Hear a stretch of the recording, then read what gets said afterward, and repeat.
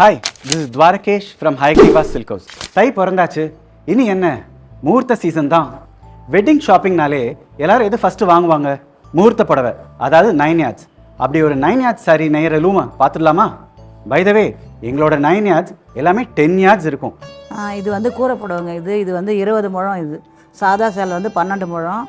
நாங்கள் இது வந்து கூரை புடவைன்றதுனா இது 20 முழம் நெய்வோம். நாங்கள் இதை 20 முழம். இது வந்து பேல் தறி வரும். இதில் பேல் தறின்றது உடல் ஜரிகை. இந்த பாருங்க, இந்த ஜரிகை வந்து நம்ம தனியாக ரெடி பண்ணணும். இது தனியாக சேலை இல்லாமல் இது தனியாக ரெடி பண்ணணும். இது ரெடி பண்ணி இது அந்த பேட்டெல்லாம் கட்டி இது மேலே அந்த ஜாக்காட்டில் கட்டணும் டிசைன் வரத்துக்கு. அந்த டிசைன் போட்டால் தான் இது பேல் தறி நெய்ய முடியும். நாங்கள் கூரை போட மாதிரி நெய்ய முடியாது.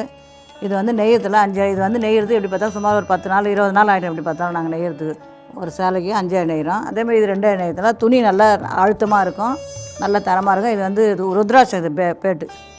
இது வந்து வேறு, இது தனி டிசைன், இது தனி டிசைன். இந்த சேலை வந்து கல்யாண பொண்ணு மேடையில் கட்டிட்டு வரும்போது எங்களுக்கும் ஒரு சந்தோஷமாக இருக்கும், மகிழ்ச்சியாக இருக்கும். கல்யாணத்தில் ஃபோட்டோ எடுக்கும்போது எனக்கு ஷேர் பண்ணுங்கள், நல்லா மகிழ்ச்சியாக இருக்கும்.